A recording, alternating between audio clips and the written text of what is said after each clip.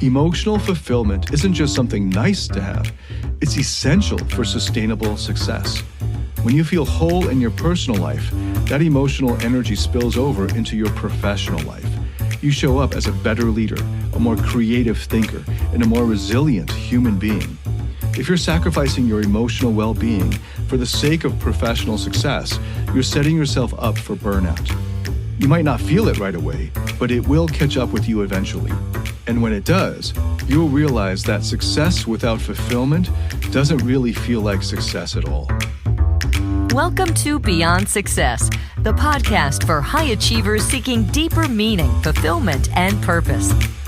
Now, here's your host, world-renowned leadership coach and therapist, David Tian, Ph.D. Welcome to Beyond Success, Psychology and Philosophy for Achievers. I'm your host, David Tian. Just in case you missed the last episode, let me give you a quick rundown. Last time we dove into the achiever's trap. So what's that? It's when you devote your life to chasing success, thinking that the next promotion, the next big deal, or the next win is going to finally make you happy. Spoiler alert, it doesn't. Instead, you end up burned out, disconnected from your relationships, and ultimately questioning the meaning of it all. We talked about how this trap leads to perpetual dissatisfaction.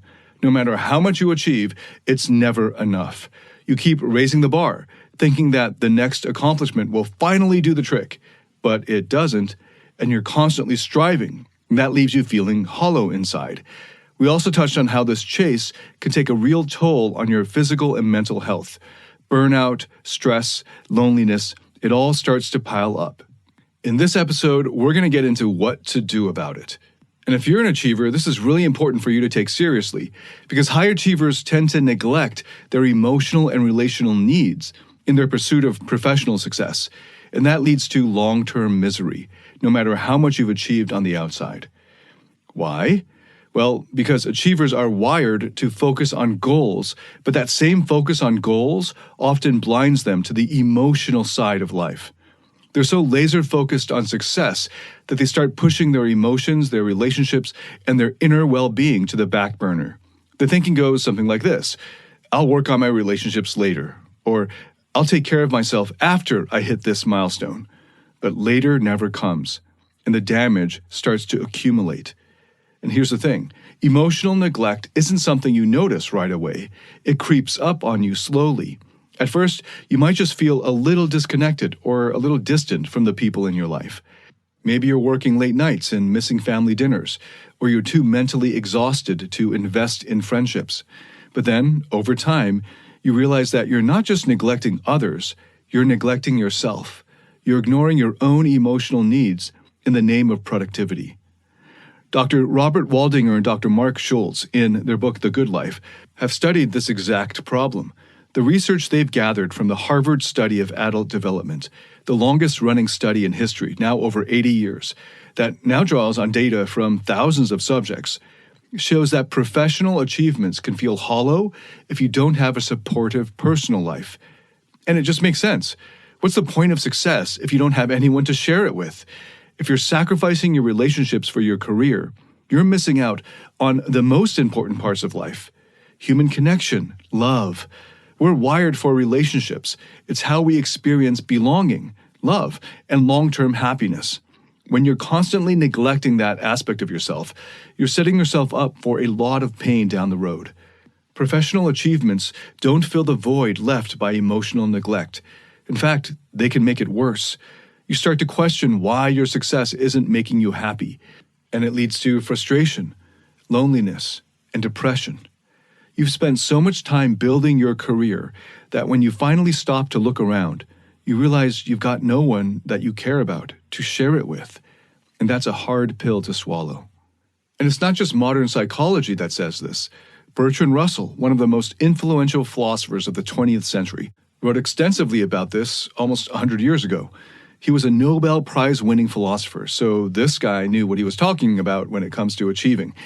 Russell pointed out that a purely achievement-oriented life, one that focuses only on career and external success, will lead to misery. No matter how successful you are, if you're not finding fulfillment in your personal life, you'll be left with a sense of unfulfilled ambition. It's like you're climbing a mountain, thinking the view from the top is going to be incredible. But when you finally get there, you realize the view isn't what you expected, and it's empty. You're just standing there, all alone, with no one to share it with. That's the ultimate tragedy of the achiever's trap. You work so hard for success, but when you get it, you realize you've been neglecting the very things that would make your life truly meaningful. So how do we avoid this? How do we make sure that we're not falling into the trap of emotional neglect while still being able to pursue success? The answer is simple, but not easy. You have to invest in your relationships. That means taking the time to nurture your connections with the people who matter most to you, your partner, your family, your friends. It means making space in your life for emotional fulfillment, even when your career is demanding. And I'm not talking about just sending a quick text or catching up for 10 minutes on a Saturday. I mean real investment, listening, being present, making the people in your life feel valued and heard. And here's the best part. Investing in your relationships doesn't just make your personal life better. It actually makes you more successful in the long run. Studies show that people with strong, supportive relationships are more resilient, more creative, and better able to handle stress. When you have a solid emotional foundation, you're able to better perform at work because you're not carrying around that emotional weight or burdens. You're more focused, more energized, more capable of handling whatever challenges come your way. Okay, so we're going to get a little deeper here, and I've got 4 key points to cover today. So let's start with the first, and arguably the most important one. The primacy of relationships in your long-term well-being and success. If you take nothing else away from this episode, let it be this.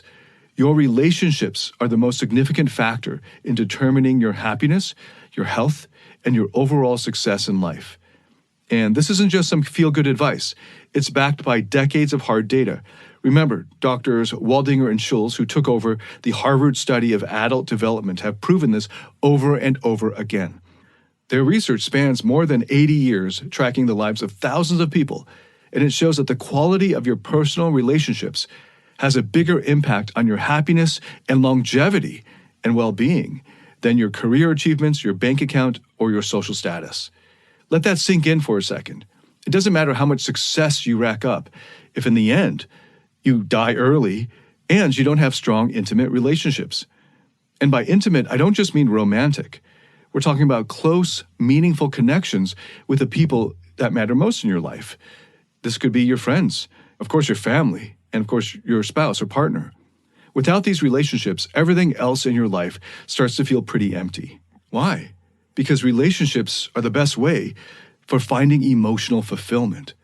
They give you a foundation to come home to. They reduce your stress, help you recover from setbacks, and keep you grounded when everything else in your life is chaotic. When your relationships are strong, you're more resilient. You can handle challenges better.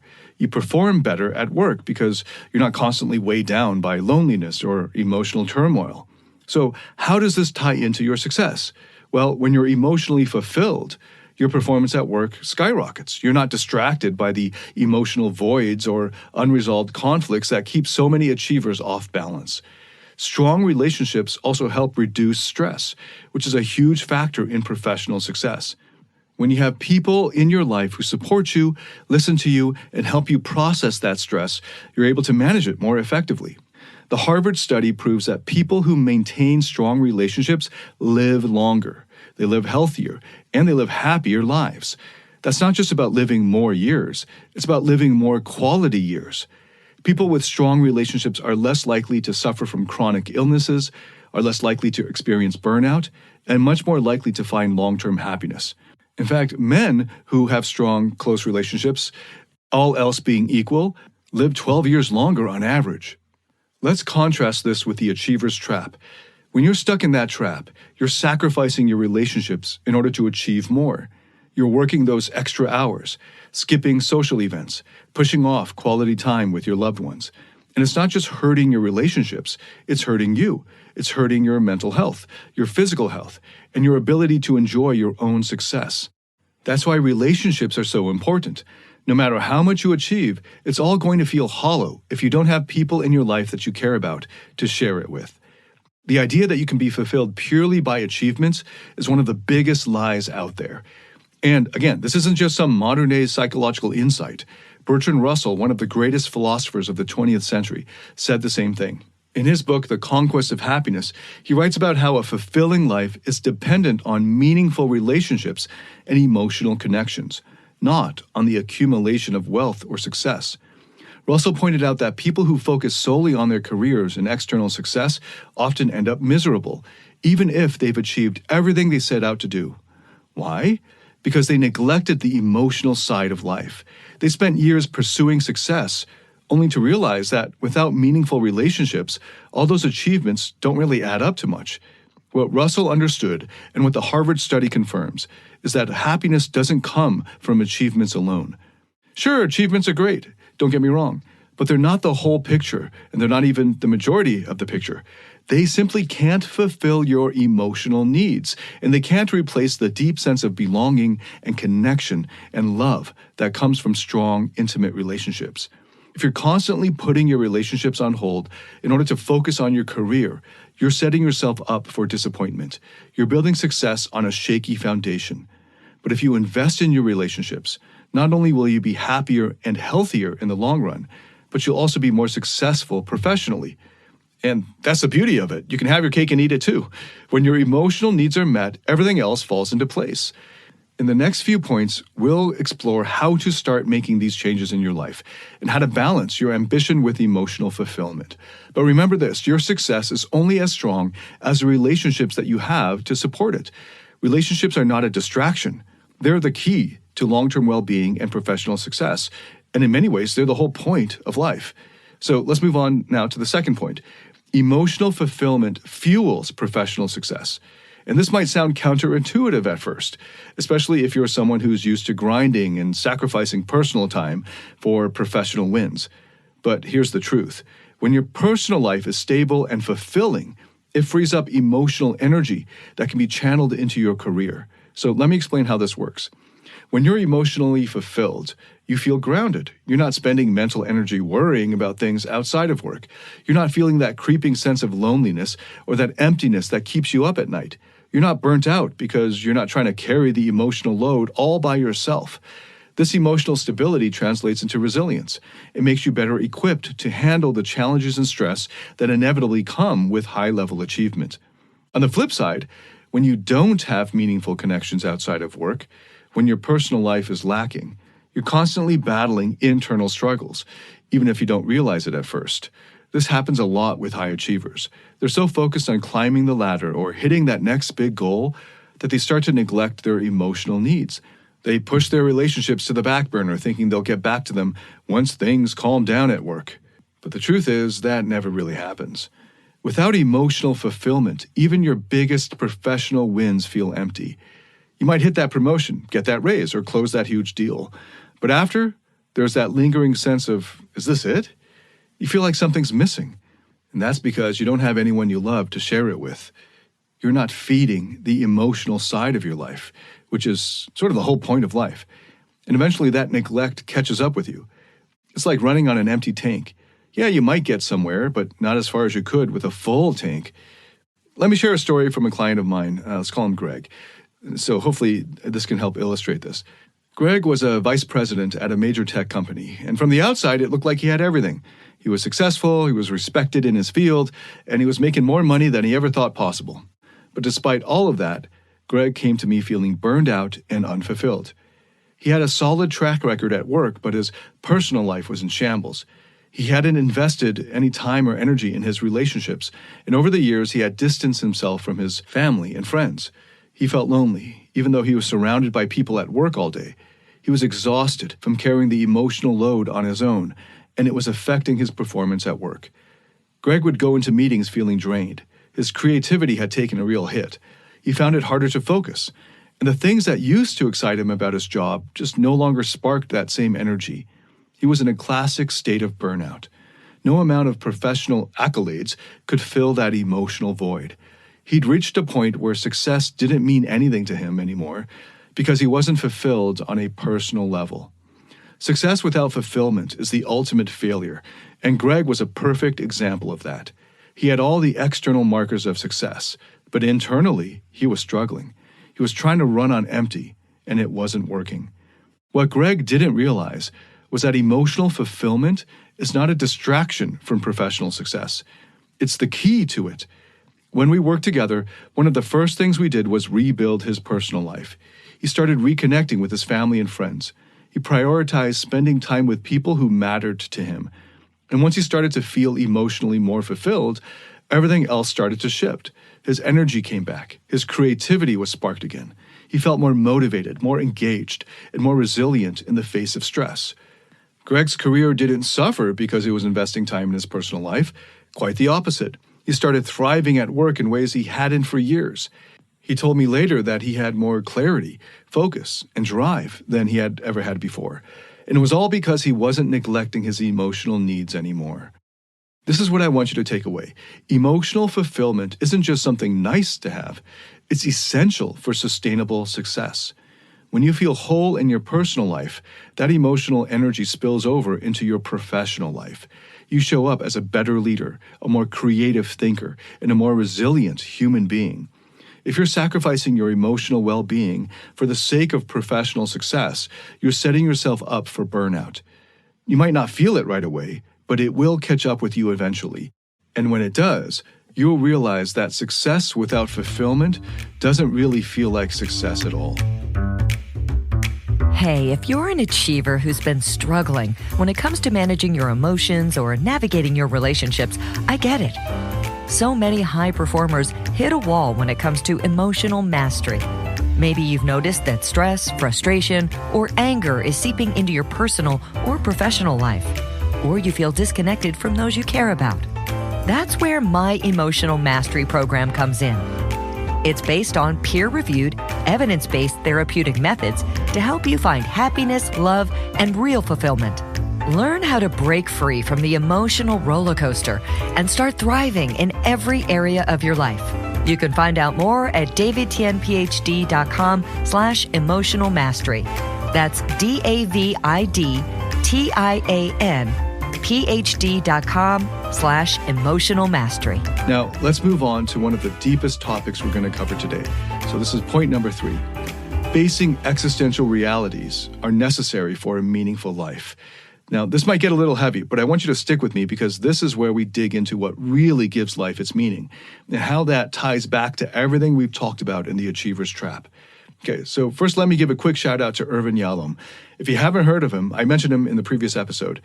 He's one of the most respected voices in modern psychotherapy, particularly when it comes to existential therapy. And one of the big ideas that Yalom talks about is how facing the realities of life, like death, freedom, responsibility, can lead to a more meaningful life. The funny thing is, we often don't want to face these things. We get so caught up in the hustle of achieving more, earning more, and being more, that we push away these big questions about life and death. But it's when we confront these realities head on that we really start to understand what makes life meaningful. Now, achievements, whether it's building a successful career, buying that dream house, or hitting that financial milestone, those are great. They feel fulfilling in the short term, but they don't offer the deeper kind of meaning that lasts. Meaning comes from connections, real, meaningful connections with other people. It comes from love, relationships, and the ability to give and receive love unconditionally. And that's where we find true existential grounding. I know this from my own experience. I've been down that path. I've been through the Achiever's Trap, and I learned the hard way that achievement doesn't fill the void. So let me tell you a bit about my life real quick. There was a point in my life where, on paper, I had everything, or so I thought, or so my teenage self would have thought. More money, more success, more luxury, more women, more pleasure than I ever thought possible. I had it all, I thought. And we're often taught that if we have it all, we're guaranteed to feel alive, to feel like we've made it. But the truth? After having everything I thought I wanted, I hit rock bottom. I tried to kill myself twice. So let's rewind for a moment. After getting married and divorced in my 20s, I threw myself into mastering the art of seduction. Back then, it was called being a pickup artist, and I studied it as seriously as I did my Ph.D. I read everything, I practiced everything, and I eventually became damn good at it. Soon enough, I was known as Singapore's Asian Hitch after Will Smith's character in the movie Hitch. I had the hottest dating program in the world, coaching executives on how to date, how to attract women, and how to thrive in their romantic lives. I was partying with VIPs, walking red carpet runways with celebrities, living the models and bottles lifestyle, and I thought I had everything figured out. But underneath it all, I was living a life built on a narcissistic dream.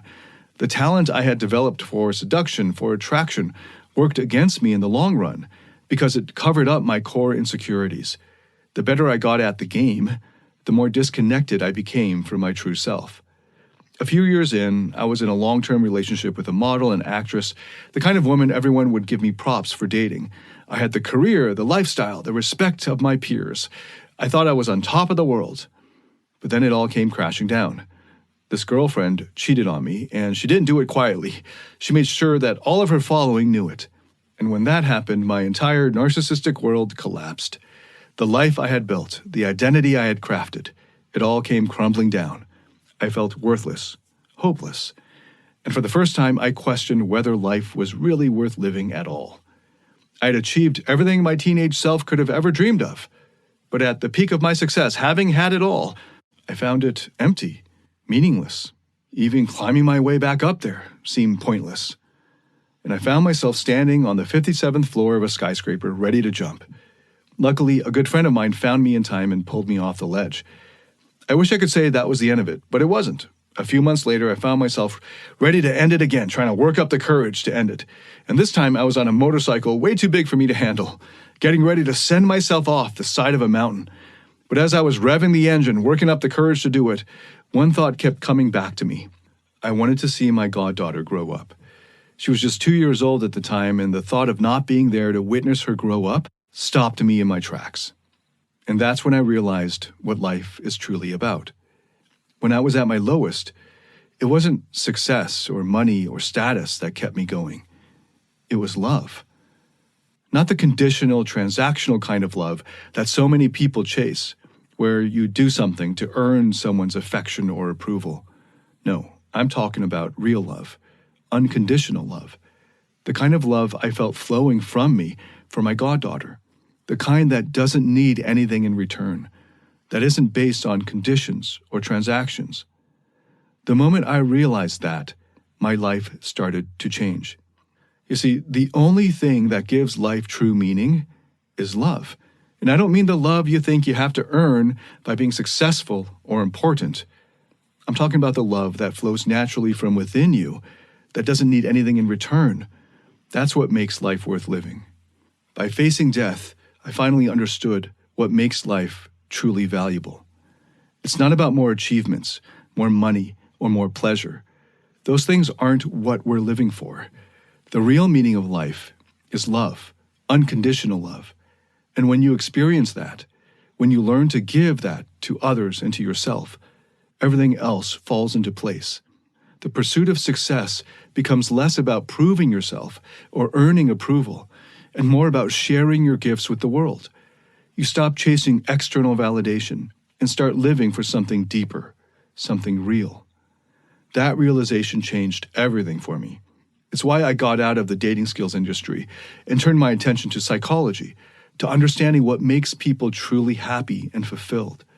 I studied love, relationships, and what it means to give to another person without expecting anything in return. I stopped trying to earn love through achievements and started learning how to love myself and others unconditionally. And that's what I want you to take away from this episode. Achievements are great, but they aren't enough to make life meaningful. If you want to live a meaningful life, you have to confront the deeper existential realities of life: mortality, love, responsibility, and understand that what we're really seeking isn't success, but connection and love. Now let's dive into the fourth and final point, the role of personal happiness in enhancing professional creativity and innovation. So here's the thing. Most people think that success leads to happiness. They believe that once they reach or hit that next goal or milestone, they'll finally feel fulfilled. But the truth is, it works the other way around. It's personal happiness that enhances your professional success. When you're happy and fulfilled in your personal life, everything else just starts to flow. Your creativity kicks into gear. Your problem-solving abilities sharpen. and you're better equipped to handle whatever challenges come your way. All the research backs this up. Study after study show that people who are happy and fulfilled in their personal lives are not only more creative, but also more innovative. They're more likely to take risks and think outside the box because they're not bogged down by stress, anxiety, or emotional baggage. When your personal life is in a good place, your mind is free to explore new ideas and solutions. You're less focused on survival and more focused on thriving. Now, I'm not saying you need to be over-the-top happy 24/7 in order to be successful. That's obviously not realistic or required. But when you've got a strong emotional foundation and you're fulfilled, when you're taking care of your relationships, your mental health, and your overall well-being, you're in a much better place to tap into your creative potential. Let me give you an example. I had a client, let's call him Sam. Sam was a highly successful entrepreneur in the tech industry. When Sam came to me, he was already doing great financially, and his business was growing fast. But he felt stuck. His creativity had dried up, and he was constantly stressed about the next big project or deal. He'd lost his edge, and no matter how hard he tried, he couldn't seem to get that spark back. The problem wasn't his work ethic. Sam worked harder than almost anyone I've ever met. He was putting in long hours, sacrificing weekends, and doing everything he thought he needed to do to push his business forward. But something wasn't clicking for him. So when we started working together, it became clear that Sam's personal life was a mess. He'd been neglecting his relationships for years, thinking that once he got to a certain level of success, he'd finally have the time to focus on them. But of course, that time never came. His marriage was hanging by a thread, and his friendships had pretty much dwindled away. He was lonely, disconnected, and emotionally drained. And all of that was leaking into his work. Sam's creativity wasn't blocked because he lacked the skills or the ideas. It was blocked because his emotional tank was empty.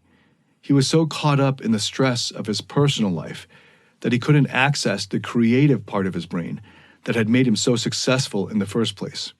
In the scientific research on the flow state, you'll often find discussion about peak states, those moments when you're operating at your best, both mentally, emotionally, and physically.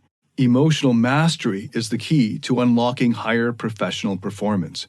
When you're in a positive emotional state, you're more resilient, more anti-fragile, more creative, more willing to take calculated risks. On the flip side, when you're emotionally drained, your creativity tanks, your resilience fades, and every little setback feels like a major roadblock. With Sam, we had to work on his personal happiness before we could get his creativity back. That meant rebuilding his relationships, starting with his wife. He had to learn how to invest in his marriage again, not just with time, but with emotional presence. He had to reconnect with friends, start taking care of his mental and physical health, and make space for joy and connection in his life. It wasn't easy. At first, Sam resisted the idea that his personal life had anything to do with his professional success. He was convinced that more work was the answer. But after a few months of real effort, something shifted. As he started to feel more fulfilled and connected in his personal life, his creativity started to return. He found himself coming up with new ideas again, excited about new projects, and willing to take the risks that he had been avoiding. One day, Sam told me that for the first time in years, he felt like himself again. He wasn't just grinding through the workday, counting down the hours until he could crash. He was energized, engaged, excited about what he was doing. And that spark, it translated directly into his business. His company started to see breakthroughs in areas that they'd been stagnant in for months. And the team noticed it too. Sam was more present, more open, more patient, and more willing to collaborate on creative solutions. This isn't just some feel-good story. It's reality. When your personal life is stable, fulfilling, and filled with love, it creates a ripple effect that impacts everything you do professionally. Your brain isn't weighed down by stress or unresolved emotional issues, so it has a lot more space for creativity, problem-solving, and innovation. I've seen it happen over and over again. High achievers who are stuck, burnt out, or creatively blocked often think the solution is more work, more hours, more pressure. But the real solution is almost always found in their personal life. If your emotional foundation is cracked, no amount of professional success is going to fix that. You have to address the root issues. So if you're feeling stuck right now, ask yourself this. How are your intimate relationships? How's your emotional health? Are you truly happy in your personal life? Or are you neglecting the things that really matter? Because if you are, it's only a matter of time before that neglect catches up with you in your professional life too. When you take the time to invest in your happiness, in the things that make you feel alive and connected, everything else falls into place. You start showing up differently at work, in your business, and in your creative projects. You stop operating from a place of stress and survival, and you start operating from a place of possibility and expansion. Okay, so let's recap what we've covered so far. We started by talking about how emotional fulfillment fuels professional success. It's not just about achievements and milestones. It's about being happy and fulfilled in your life, which frees up emotional energy and enhances your creativity, problem solving, and resilience. The research proves it, and I've seen it firsthand with clients like Sam, who transformed his business by investing in his relationships and personal well-being. Now, let's look at what happens when you go the other way, when you sacrifice your personal relationships for the sake of professional success. This is the trap that so many high achievers fall into. They grind away, thinking that once they reach the top, everything will fall into place. But what they don't realize is that by the time they get there, they've already lost what really matters. Their relationships are broken, they're disconnected from the people they love, and emotionally, they're running on empty. Let's be real, the worst-case scenario is bleak. You might achieve all the external success in the world, the money, the power, the recognition, but you feel completely hollow inside.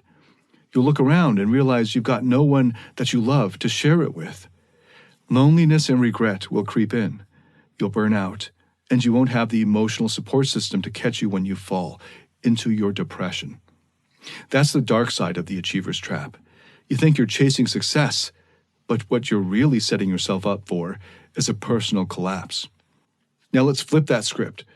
What happens when you prioritize your personal relationships? When you invest in your emotional well-being and build meaningful connections with the people who matter most to you? It's like lighting a fire inside of you. You become more creative, more resilient, more anti-fragile, more motivated. You stop working from a place of desperation or survival, and you start working from a place of abundance. You're no longer weighed down by so much emotional baggage. You're free to think big, take risks, and create from a space of genuine excitement. And that success in your personal life, it doesn't just make you happier, it makes you better in your professional life too. When you're emotionally fulfilled, you can show up differently at work. You're more present, more engaged, more willing to collaborate and innovate. The energy and fulfillment that you get from your personal life fuel everything you do in your career. That's the positive potential that we're talking about here. It's not about sacrificing one for the other. It's about making both your personal and professional lives work together in harmony to make each other stronger. And when you do that, you don't just survive, you thrive. Thank you so much for listening to this episode. If you have any feedback whatsoever, please send it along, leave a comment, and if this has helped you in any way, please share it with anyone else that you think could benefit from it. Thank you so much for listening. I look forward to welcoming you to the next episode. Until then, David Tian, signing out.